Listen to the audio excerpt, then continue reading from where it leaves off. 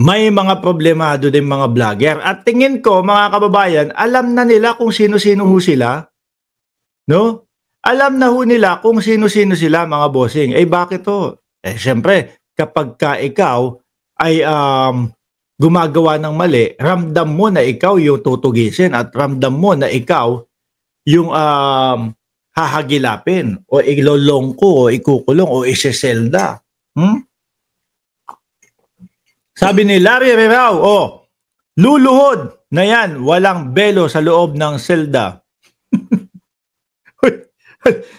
Ano nga, pakilinaw nga yung ibig mong sabihin doon sa luluhod. Game tayo dito. Sabi dito, NBI has list of fake news peddler tracing financial backers. Naku po. Ngayon nyo lang nalaman.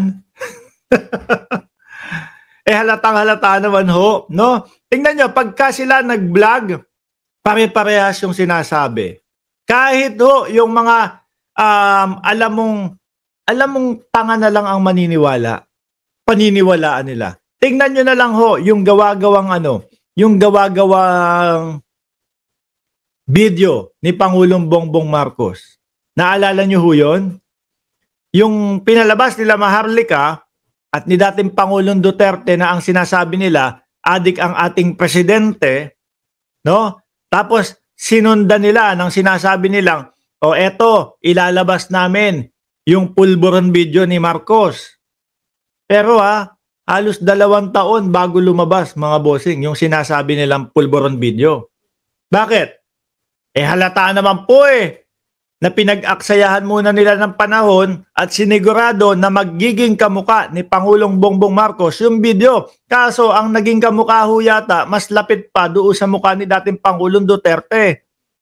At sabi ng ibang mga vlogger, tsaka nung mga nanonood sa atin, parang isa to doon sa mga vlogger nila tapos inedit na lang May kamukha daw doon sa vlogger nila. Di ba? Yun na lang ho, mga kababayan Alam mo nang pangtanga yung edit nila at alam na natin na ang hirap paniwalaan na si Pangulong Bongbong Marcos yun.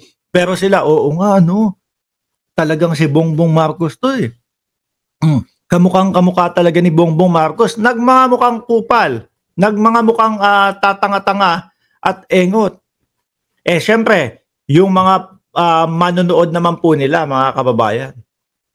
Mga dakilang utu-utu naman po yan Kaya patuloy lang ho sila. Di ba? Kaya patuloy lang sila na, sige, i-fake news mo na yan. Bakit? Yung mga naman natin, manonood naman natin, madaling mga mapaniwala yan Pag sinabi ni Maharlika na nagtitrisa o may threesome na nangyayari doon sa palasyo, paniwalang paniwala yan. Ngayon ho, mga kababayan, tingnan mo ang mga uto-uto.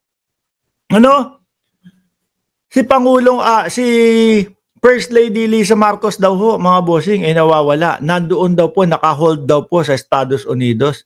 Samantalang ang dami ng pinakitang mga na ebidensya na hindi totoo yung sinasabi nila. Yung mga supporter nila at mga manonood, hanggang ngayon po nagpapauto pa din ho, mga bossing. Kaya dapat,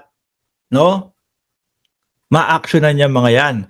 Sa atin po, mga bossing, ang libel po, criminal case yan, may kulong yan. At may napabalita na din po, halos 20 vloggers ang sinasabi, di ba? Halos 20 vloggers ang minamanmanan at iniimbestigahan dahil po sa mga pagpapakalat ng mga fake news. Sabi ni Annabel Ye, sila na nag-aaway. Basahin natin dito. Sabi dito, in the US, for example, libel is a civil case, not a criminal one. Pero sa atin, criminal po ang libel case, mga kababayan. May kulong po yan. So if a blogger is a US citizen, how can we enforce our law on their citizen, especially when there's law differ from ours? Yan. We are looking at all angles. Kasi may pinag-aaralan, mga kababayan, ang NBI. meron hong pinag-aaralan na vlogger, no? Alam nyo na kung sino yun eh. Oh. We are looking at all angles. For example, they could be inciting to sedition. Pwede, dahil mga nananawagan yan na mapabagsak ang gobyerno ng Pilipinas. Oh. Which is a crime in the US and here. Nako po. Oh. Mukhang talagang mapapauwi yung nasa Jumerica, no? At ma-arbor. Oh. We are also looking into tax evasion. He added, bakit kaya tax evasion? Kayo, ako, ito, talagang tanong ko yan, no? Bakit kaya, bakit kaya tax evasion? Ano? Hindi ko maisip eh, no? Tulungan nyo ako dyan sa comment section. Ano yung magiging kaugnayan kung sakali doon sa tax evasion kung nasa labas ng bansa? Or baka yung mga vloggers na nasa Pilipinas ho. Eh kasi kami natataksa na din ho dito eh. Citing the AI Capone's case as an example of pursuing criminal through financial irregularities. Oh. At ito nga ho yan, mga kababayan, ang sinasabi ni NBI Director, no? Ito yan, no? Sabi ni Maxip, di nagbabayad ng tamang buwis. Opo, yun nga po yun. Pero kaya lang, paano i-relate o paano sa mga vloggers, no? Doon sa Jumerica. NBI magpapatulong sa Interpol na habulin ang Pinoy vloggers, no? Abroad na sangkot sa fake news. Tayo, nasa abroad tayo, mga kababayan, eh, hindi naman tayo nagpe-fake news. Bakit to? Kita nyo, kada slide natin, kada topic natin, eh galing po sa mga malalaking mga tagapagbalita. Doon sa mga totoong nagbabalita, doon sa totoong mga journalist. Oh. Ngayon, eto, alam ko kung sino yung hahabulin ito. Dahil sabi, di ba, meron na tong dalawang warrant of arrest. Isa kay Tunying at isa kay Puwi Quiñones, mga kababayan. Sabi niya yun. Siya na mismo yung nagsabi nun. Kaya lang, kasi kung ang gagawin lang ng NBI ay abangan lang siyang umuwi, walang mangyayari doon. Dahil yung vlogger na yun, si Maharlika, eh, sasabihin niya lang, hindi ako uuwi ng Pilipinas. Tapos ang usapan. Sakripisyo ko na lang yung pag-uwi ng Pilipinas. Tapos ang usapan. Di ba?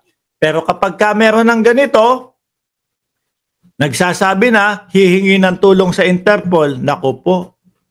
Baka po yung mga pagbablog ni Maharlika kung saan-saan nyo na makita. Meron sa Jumerica, yung iba naman lilipat ng ibang bansa. Pero pasasaan po, mahuhuli at mahuhulihan. Mahirap pong laban yan. Mga kababayan, napakahirap pong laban yan, mga bossing, no? Dadating ka sa punto na magtatago at magtatago ka. Sabi ni Just Vincent, nagtatago na yata abroad si Banat Bay. Nagbablog pa ba yun? Tingin ko nagbablog pa. Huli ko kasing napanood yun, may nagpasa sa akin, umiiyak. Tapos mura na mura. Huway kayo, PI kayo, no? Anong sinasabi niyo, PI kayo?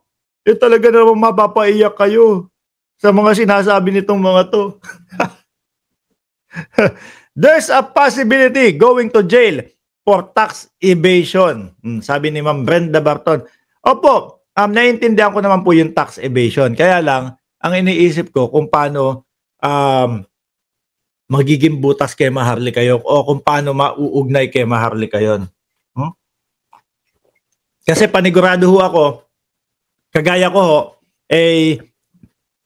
sa pagbabloging, natataksan na din po si Maharlika, mga kababayan, ng Estados Unidos.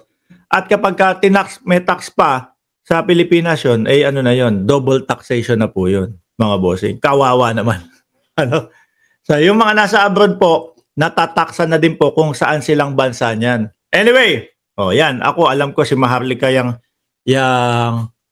tatargetin, no?